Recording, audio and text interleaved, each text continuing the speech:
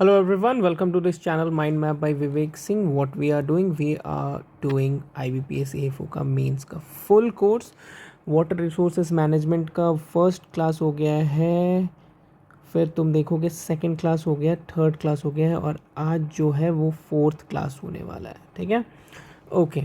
तो अभी हम लोग क्या करेंगे कि वाटर रिसोर्स मैनेजमेंट का फोर्थ क्लास करेंगे. उससे पहले मैं आपको बता दूं, अगर आपको ये जो मैं पढ़ा रहा हूँ, जो पीडीएफ आप पढ़ रहे हो, वो पीडीएफ चाहिए, माइंड मैप चाहिए या हैंड रिटन नोट चाहिए. माइंड मैप कैसा दिखता है, ये देखो. माइंड मैप आपको ऐसा दिखेगा. हर चीज़ जो भी पी वाई क्यूज़, हाँ, जो भी आपको पी वाई क्यूज़ आए हुए हैं, जो भी क्वेश्चंस, जो भी इम्पॉर्टेंट क्वेश्चंस हैं, जो भी चीज़ है, टर्मिनोलॉजीज़ हैं, उनको एकदम छोटा करके, एकदम पॉइंट टू पॉइंट करके 7 पेजेस में मैंने ये बनाया है. 7 पेजेस, 8 पेजेस में हर एक सब्जेक्ट, हर एक टॉपिक का, हर एक सब्जेक्ट का.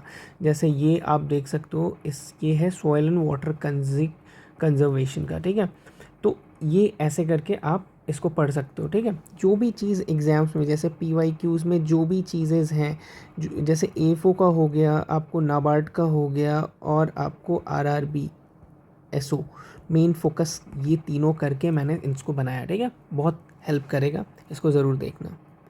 And this is hand written notes, जो कि जो भी इम्पॉर्टेंट चीज़ें हैं, जो भी इम्पॉर्टेंट चीज़ें हैं, ताकि कोई भी बुक से हो, हर एक बुक से मिला मिला के मैंने इसे बनाया है और you will find it very helpful for your exam.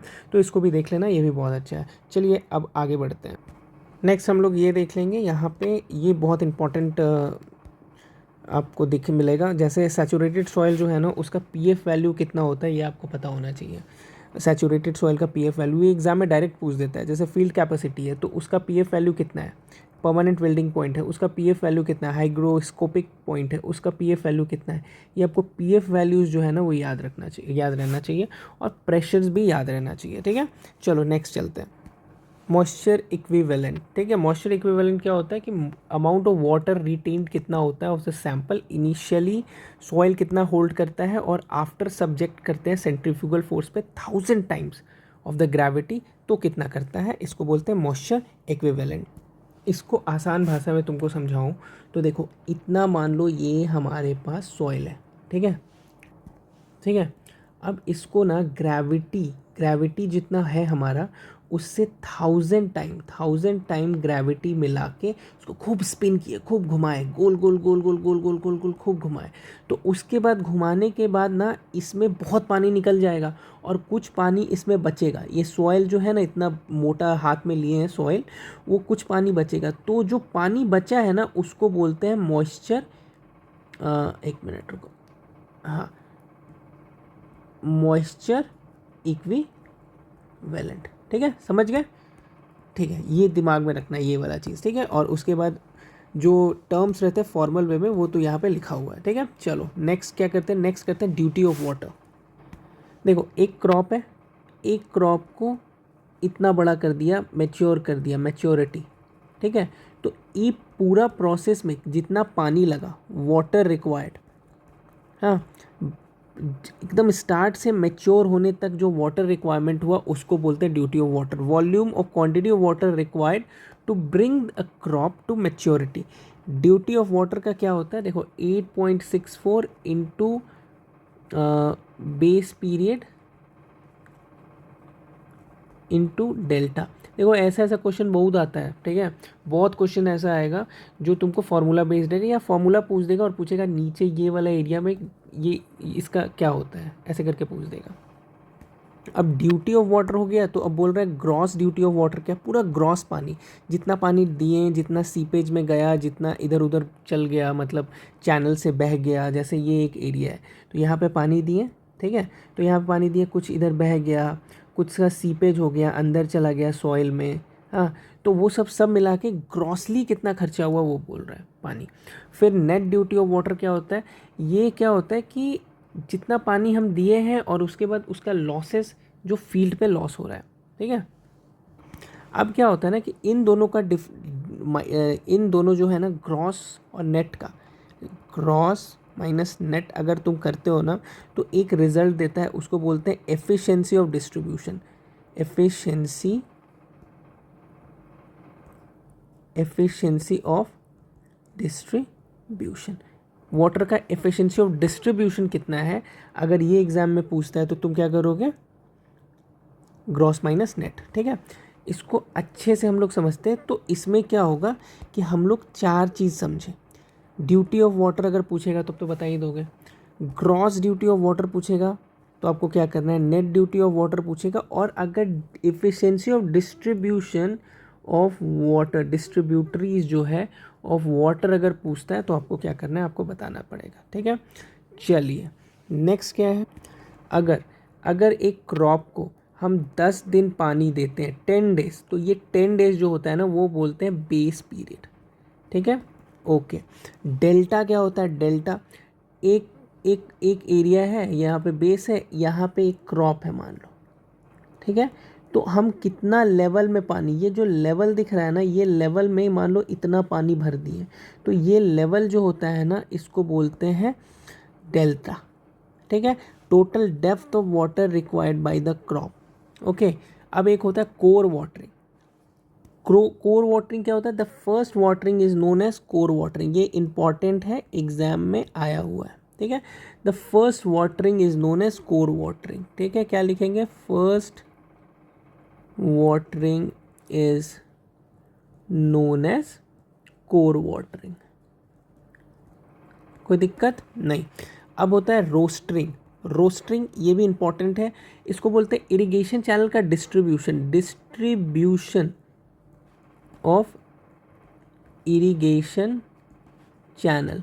Irrigation channel के डिस्ट्रीब्यूशन के मेथड को हम लोग बोलते हैं रोस्टरिंग, और वाटर रेगुलेशन दोनों में कोई भी बोल सकते हो। ठीक है, नेक्स्ट होता है पैल्को। पैल्को क्या होता है, देखो क्या होता है ना कि कोर वाटर और पैल्को में क्या डिफरेंस है, कोर और पैल्को।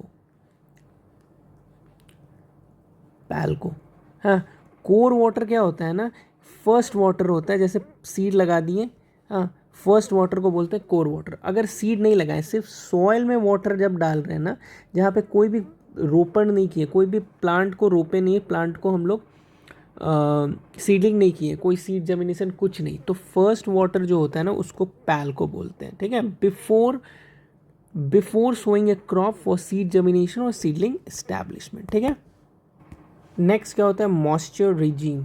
ये क्या होता है कि the percentage of moisture in the soil at atmospheric pressure, एक पर्टिकुलर एटमॉस्फेरिक प्रेशर के समय, हाँ वेट थोड़ा इसको पतला कर दें, हाँ, एक पर्टिकुलर एटमॉस्फेरिक प्रेशर के टाइम परसेंटेज ऑफ मॉइस्चर कितना होता है in the soil, the percentage of moisture in the soil at atmospheric pressure is known as moisture regime. ठीक है, ओके। नेक्स्ट होता है TCA, टोटल कल्टीवेबल एरिया। देखो ये जो है ना TCA और NSA, टोटल कल्टीवेबल एरिया और नेट सोन एरिया, इसमें तुमको फंसाएगा कहा ना कि तुमको पता नहीं रहेगा। इसमें ना 4 और 5 लाइन्स का क्वेश्चंस देगा ऐसे, और 4 और 5 लाइन्स का मतलब 5 जो क्वेश्चन देगा, लंबे लंबे लाइन्स के क्वेश्चन देंगे। इसमें होता क्या है ना, टोटल कल्टीवेबल एरिया बोलते किसको है, तो देखो इसमें क्या क्या ऐड होता है, नेट सोन एरिया भी रहता है, करंट फैलोज भी होता है, फैलो लैंड होता है, then other current fallows, culturable waste land को भी ऐड करते हैं, और land under miscellaneous tree crops. तो ये तुमको याद रखना होगा कि TCA के अंदर, ठीक है, वेस्ट लैंड को भी ऐड करते हैं। टोटल कल्टीवेबल एरिया में वेस्ट लैंड को भी ऐड करते हैं, land under miscellaneous trees crop को भी ऐड करते हैं। ठीक है, ये सब को ऐड करते हैं।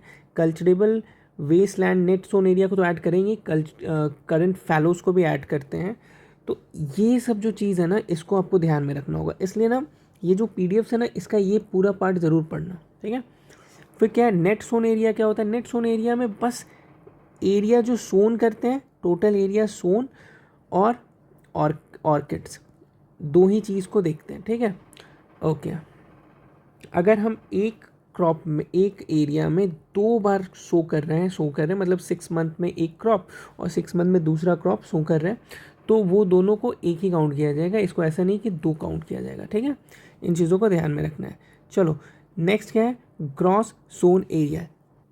यहाँ पे क्या होता है कि under GSA, under gross sown area, यहाँ पे अगर 2 बार 3 बार सेम ईयर में अगर तुम क्रॉप को वो करते हो, सो करते हो ना, तो उसको 2-3 बार ही काउंट किया जाएगा। देखो ये जो है ना, ये नेट सोन एरिया देख रहे हो, ग्रॉस सोन एरिया होता है, ये ही कंफ्यूजिंग पार्ट है।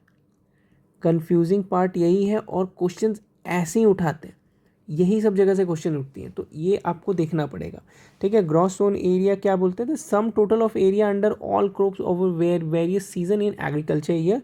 1 जुलाई से 30 जून तक में जो जो क्रॉप्स, टोटल क्रॉप्स का एरिया करते हैं ना, सो करते हैं, उसको हम लोग ग्रॉस जोन एरिया में ऐड करते हैं। ठीक है, नेक्स्ट होता है क्रॉपिंग इंटेंसिटी। इसमें क्या है कि it's a ratio of gross sown area to net sown area. Gross sown area, net sown area, ठीक है, इसका जो रेशियो होता है, इसको जो डिवाइड करते हैं, इसको बोलते हैं क्रॉपिंग इंटेंसिटी। ठीक है, क्रॉपिंग इंटेंसिटी। ठीक है, ये परसेंटेज में करते हैं, इसलिए इसको 100 से इंटू कर देंगे तो आपको परसेंटेज में आ जाएगा। ओके, चलिए नेक्स्ट क्या है, नेट इरिगेटेड एरिया। इसमें क्या है, it's area irrigated through any source once a year for particular area. ठीक है, ये कुछ खास नहीं है। नेक्स्ट होता है ग्रॉस इरिगेटेड एरिया। वही बात है, ग्रॉस एरिया में हम लोग कहेंगे कि जैसे अगर तुमको ये यहाँ भी ना नेट इरिगेटेड एरिया में देखो, काउंटेड ओनली वंस, 2 बार इरिगेशन किया, 3 बार इरिगेशन किया, 4 बार इरिगेशन किया, आपको काउंट एक ही होगा। ठीक है, मगर यहाँ पे क्या, ग्रॉस एरिया में अगर 2 बार 3 बार इरिगेशन किया तो वो 2 और 3 बार ही काउंट होगा। ठीक है, ये दोनों, ये डिफरेंसेस ज़रूर याद रखना, ये बहुत इंपॉर्टेंट हो जा रहा है। इरिगेशन इंटेंसिटी, वही बात, हम लोग क्या करेंगे, ग्रॉस इरिगेटेड एरिया GIA को नेट इरिगेटेड एरिया से इंटू करें, डिवाइड करेंगे, इंटू 100 करेंगे, क्योंकि परसेंटेज में रहता है, और आ जाएगा इरिगेशन इंटेंसिटी। ठीक है, चलो नेक्स्ट क्या, इरिगेशन पोटेंशियल क्रिएटेड। ये बेसिकली इरिगेशन पोटेंशियल क्रिएटेड जो होता है ना, प्रोजेक्टेड क्रॉपिंग पैटर्न के लिए होता है। ये एक टर्म जो है ना, ये नया मैंने ऐड इसलिए किया है क्योंकि ICAR के एग्ज़ाम्स में आप देखोगे, ICAR के PYQs जो भी एग्ज़ाम्स है, उसमें मैंने ये क्वेश्चंस को देखा, इरिगेशन पोटेंशियल क्रिएटेड। ठीक है, तो इसको IPC बोलते हैं। तो ये चीज़ को आप देख लेना। ठीक है, नेक्स्ट क्या है, इरिगेशन पोटेंशियल यूटिलाइज्ड। हाँ, इसमें ना ये ग्रॉस हो गया, ये समझो ना नेट हो गया। ठीक है, प्रोजेक्टेड क्रॉपिंग पैटर्न का ये ग्रॉस एरिया हो गया प्रोजेक्टेड पैटर्न का। और अल्टीमेट इरिगेशन पोटेंशियल क्या होता है, एक ग्रॉस एरिया जो है, ठीक है, under the ultimate irrigation potential is the gross area. ठीक है, एक ग्रॉस एरिया है जो कि एक प्रोजेक्ट के लिए डिज़ाइन करते हैं in an agriculture year. Next होता है क्लासिफिकेशन ऑफ इरिगेशन प्रोजेक्ट। यहाँ पे मेजर, मीडियम और माइनर 3 तरह का होता है, और इसमें हम लोग को, ये आपको पता है, आप जो भी एग्ज़ाम दे रहे हो, जो भी IBPS का प्रिपरेशन कर रहे हो, IBPS का जो भी इंसान सेकंड बार दे रहा हो पेपर, थर्ड बार पेपर दे रहा होगा, फोर्थ बार दे रहा होगा, फर्स्ट बार को अब मुझे पता नहीं कि आप लोग अभी तक PYQs को देखे हो कि नहीं।